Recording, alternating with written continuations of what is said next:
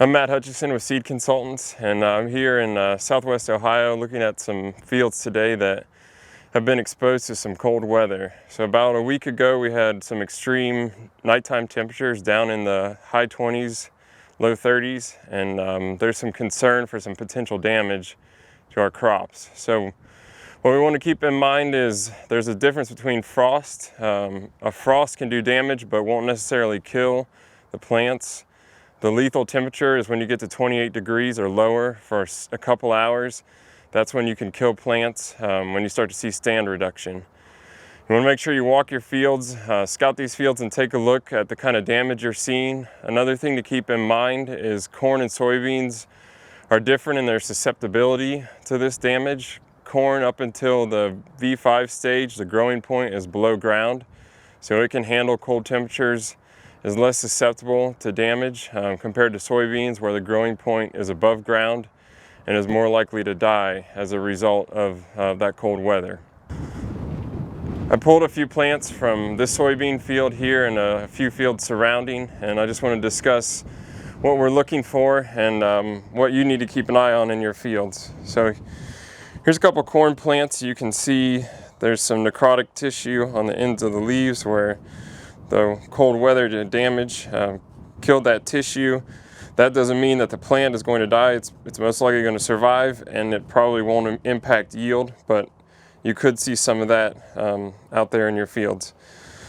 Another thing we want to look at here is these soybean plants. These were planted April 11th and then went through that cold weather while they're out of the ground. You can see some damage to the cotyledons. Sometimes we see damage like that. It could be chemical related, but it's not on every plant, so most likely as a result of the cold weather. You can see a healthy plant here. There's no damage, and the unifoliate leaves look healthy. You can see on these other plants here that it looks like we've got some dying unifoliate leaves there, and possibly gonna die. The plant's gonna die as a result. You also want to look for discolorations on the plant. These don't have them yet, but it is fairly early since we've had this cold, extreme weather. It may not be showing up yet. That's something else we want to keep in mind. We have to give the plants time to recover, and that's really tough to have that patience. It's easier a shorter time period if we're having temperatures in the 70s and a lot of sun. But since we had this cold weather event, it's been cold, it's been rainy and cloudy, and we've only accumulated about 29 growing degree days in the last week. So we're not to the point yet where we can really evaluate whether or not these plants are going to recover, and we need to just give it a little more time. Another concern I had, there was a lot of planting done right before the cold, wet weather, and sometimes what you'll see is cold shock to the seeds.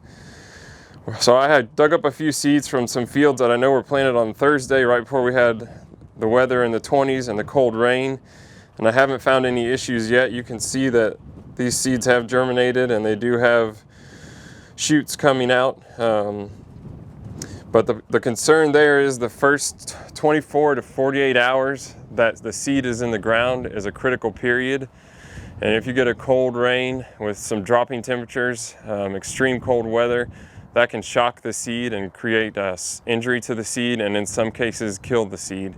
So that's something we want to keep in mind. Fields that were planted right before this cold snap, right before the rain, within 24 hours, we want to go out and take a look at those fields, keep an eye on the development of the seedlings.